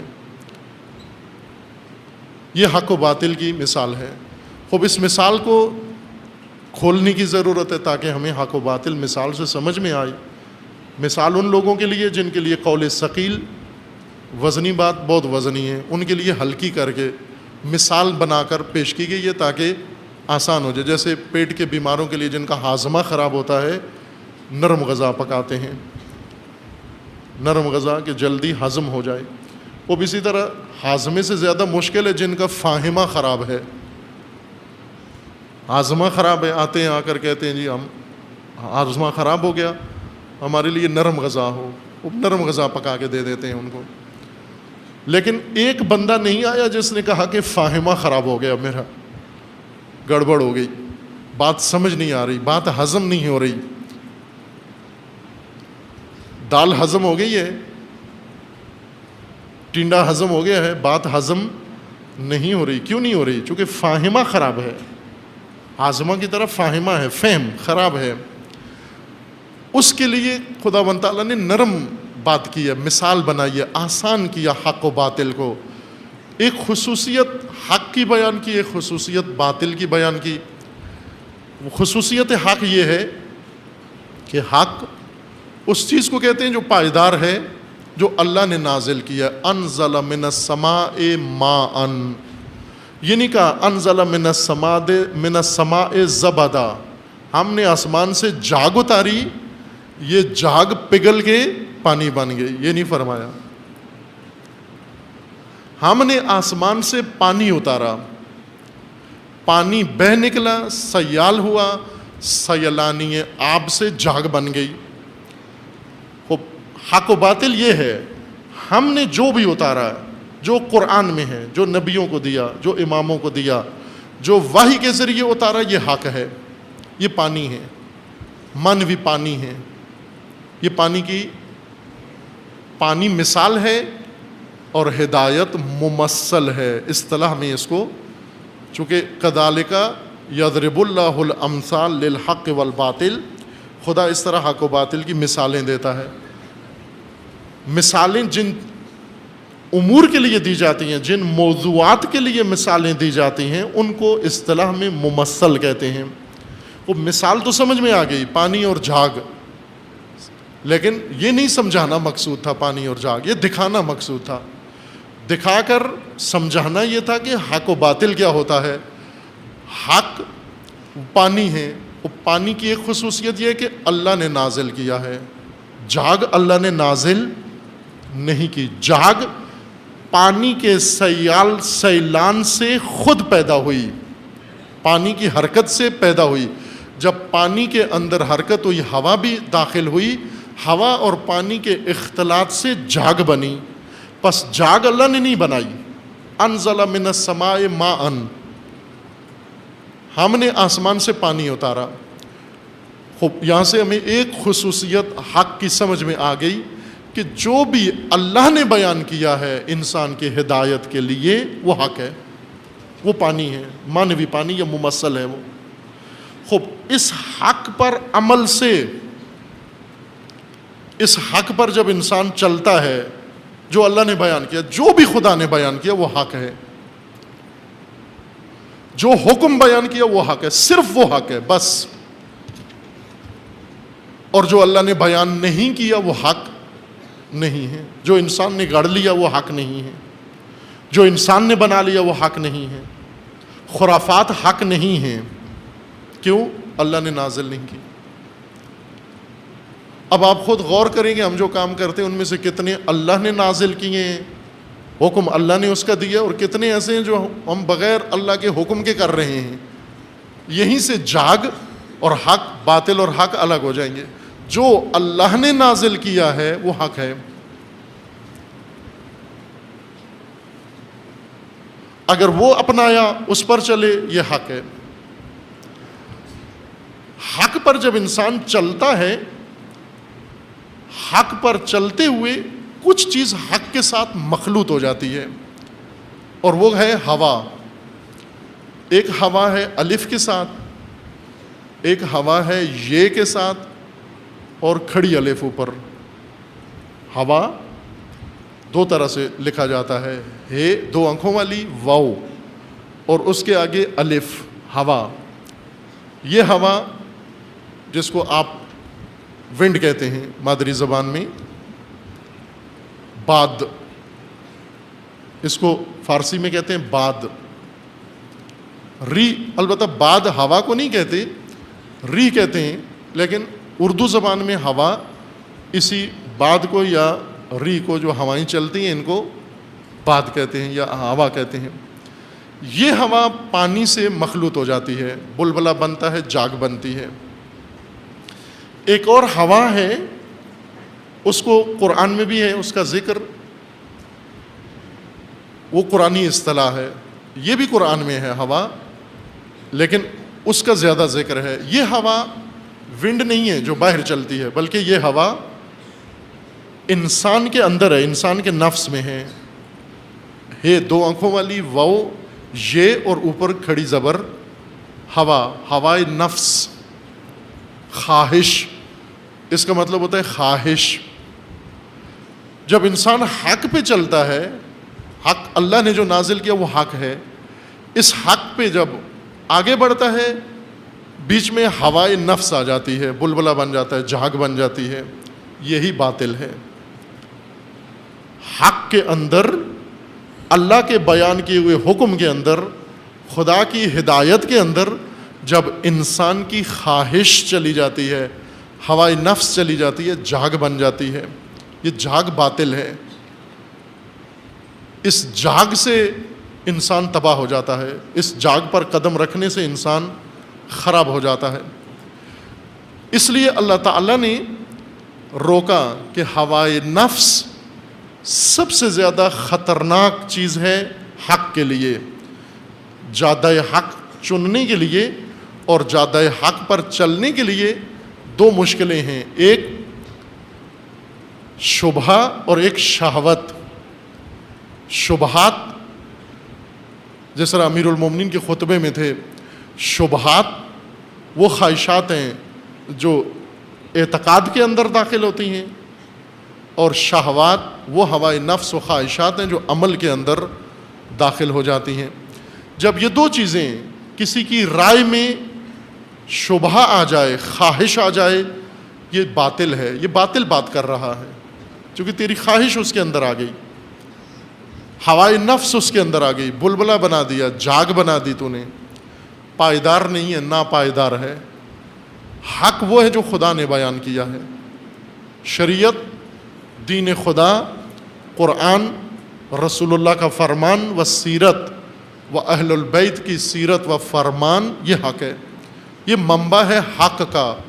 اگر کوئی چیز اس منبع سے ہٹ کر ہے، جو ہمارے آبا نے بنا لی، ہمارے اسلاف نے بنا لی، بزرگوں نے بنا لی، بڑوں نے بنا لی، وڈیروں نے بنا لی، ملا نے بنا لی، کسی پارٹی نے بنا لی، حزب نے بنا لی، جماعت نے بنا لی، شخصیت نے بنا لی، یہ سب جاگ ہے۔ بنی اسرائیل کے علماء کا تخصص یہ تھا، مہارت یہ تھی کہ دین خدا میں ہوائے نفس ڈالتے تھے، بلبلے بناتے تھے، جاگ، اور جاگ پہلے نظر آتی ہے، پانی کم نظر، پانی نیچے ہوتا ہے، جاگ اوپر ہوتی ہے، باطل پہلے نظر آتا ہے، پانی تک نگاہ دیر سے جاتی ہے، جاگ جلدی نظر آتی ہے۔ اس لیے لوگوں کو باطل پہلے سمجھ میں آتا ہے، باطل پہلے نگاہ میں آتا ہے، جاگ پہلے نظر آتی ہے۔ پانی جاگ ہٹے گی تو پانی نظر آئے گا ان کو۔ ہوائے نفس حق کو جاگ کی شکل میں بنا دیتی ہے، اور اس طرح انسان جادہ حق کی پہچان نہیں کرتا اور حق نما ہو جاتا ہے۔ جس طرح حق نما یعنی جو چیز حق نہ ہو اس کو حق نظر آ رہی ہو، جس طرح نشئی مستی میں ہوتا ہے۔ اگر بنگی چرسی دیکھا ہو، آپ نے غور کیا ہو ان کے حالات کے اوپر، جب وہ پورا اڑان کے لیے تیار ہوتا ہے، رن وے پر ہوتا ہے جہاز، اس کے سامنے اگر لاٹھی پڑی ہوئی ہو تو وہ شتیر سمجھتا ہے اس کو، اور وہیں بڑبڑانا شروع کر دیتا ہے کہ یہ شتیر کس نے راستے میں ڈال دیا یہاں پر میرے۔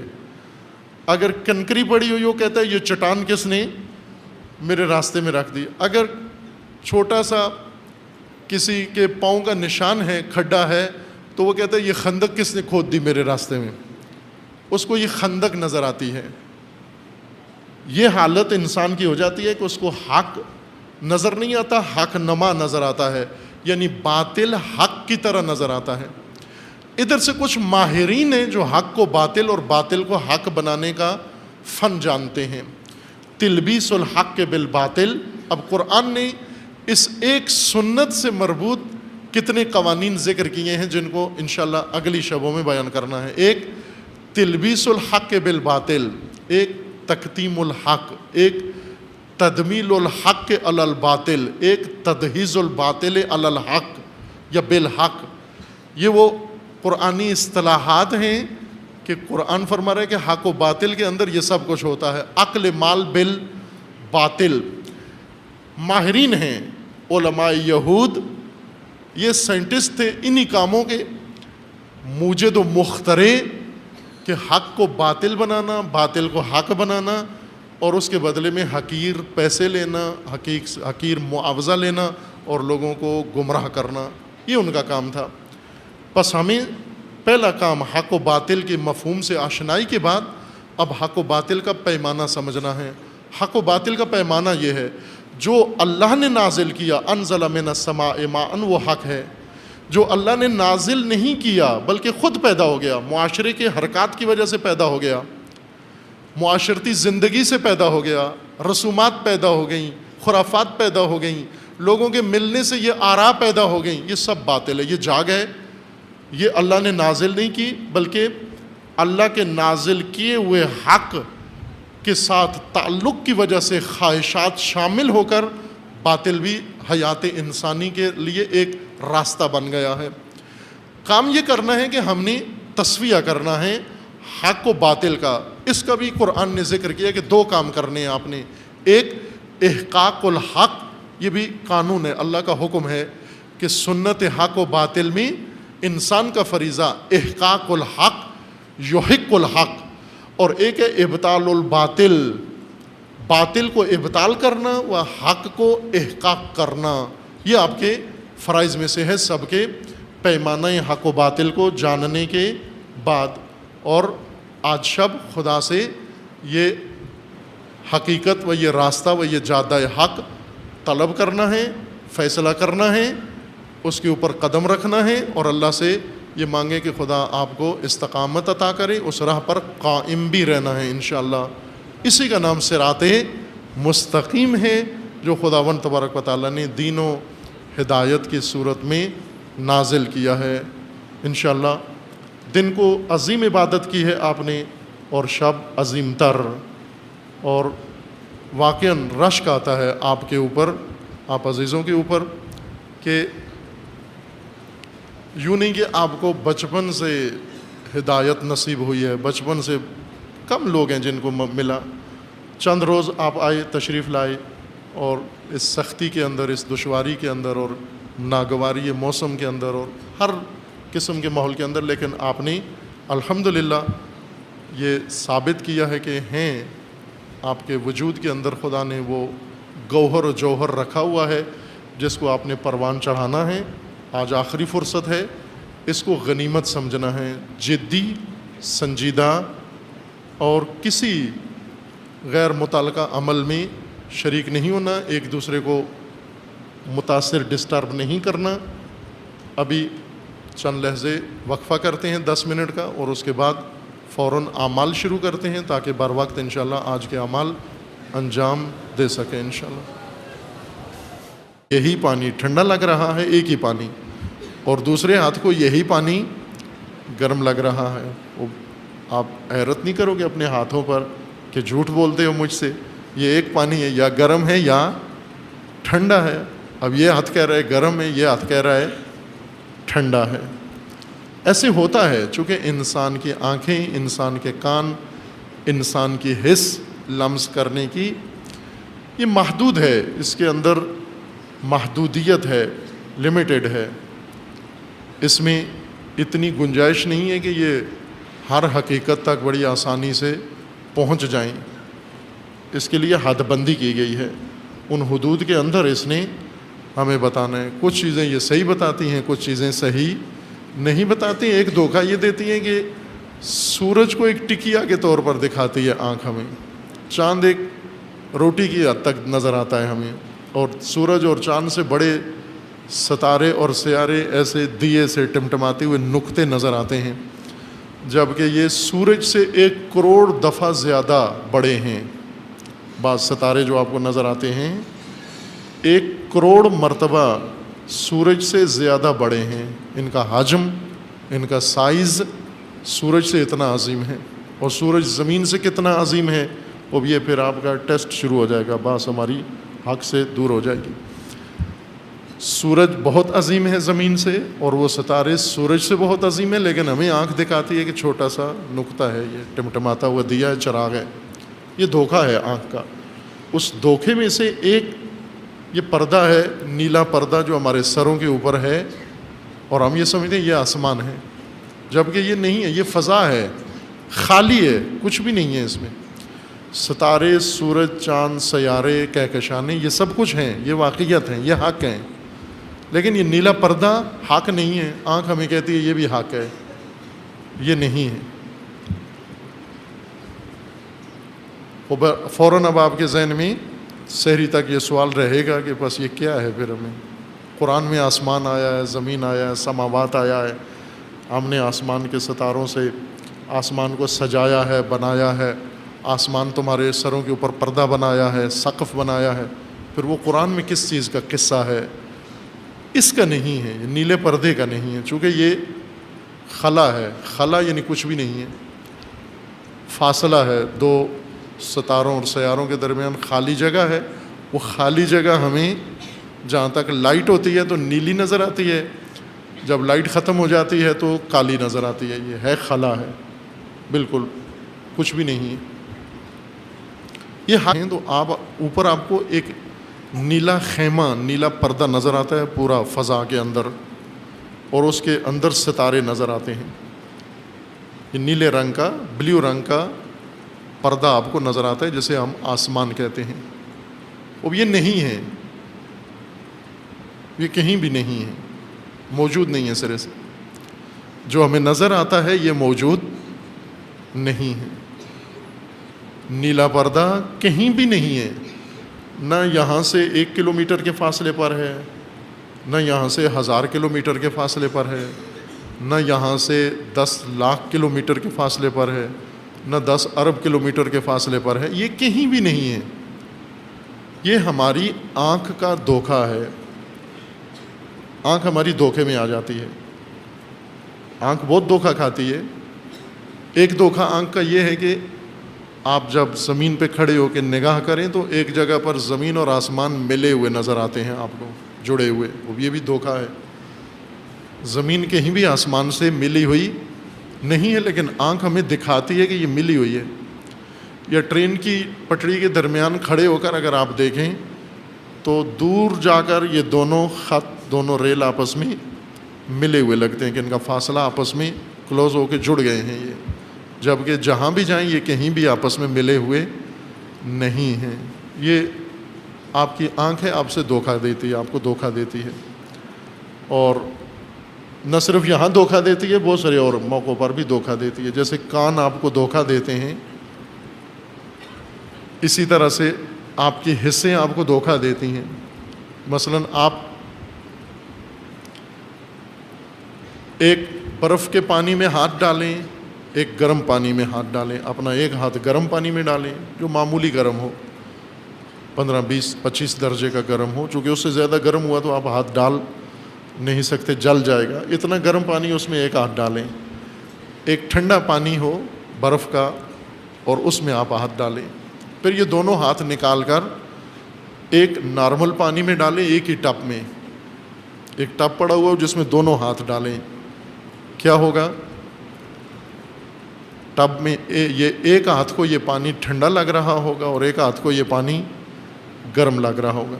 مثلا یہ پانی برف کے پانی میں ڈالا ہوا تھا، اب اسے نکال کے نارمل پانی میں ڈالا تو یہ ہاتھ سے پوچھا کہ بتاؤ ٹب کا پانی کیسا ہے؟ کہتا ہے گرم ہے، شدید گرم ہے یہ ٹب کا پانی۔ برف والا ہاتھ کہہ رہا ہے یہ گرم ہے۔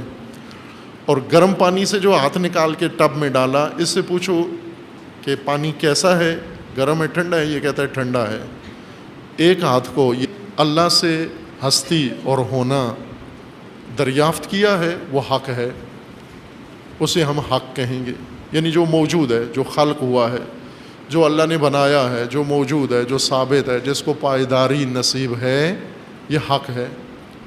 لیکن کائناتی حق ہے یہ، اس کو کہیں گے ہم یہ حق جو کائنات کے اندر ہے۔ مثلا زمین ہے، حق ہے، انسان ہے، انسان کی روح ہے، فرشتہ ہے، روشنی ہے، باقی جتنی اشیاء آپ اپنے ارد گرد دیکھتے ہیں اور آپ سمجھتے ہیں کہ ان کو اللہ نے وجود دیا ہے اور یہ موجود ہیں، یہ سب حق ہیں، لیکن اللہ کی طرح کا حق نہیں ہے، اس حق کا جلوہ ہے، اس حق کا سایہ ہے، اس حق نے ان کو حقانیت دی ہے، اس حق نے ان کو ثبات و وجود دیا ہے، جھلک چھوٹی سی، جلوہ چھوٹا سا ان کو عطا کیا ہے، تو یہ وجود میں آ گئے ہیں۔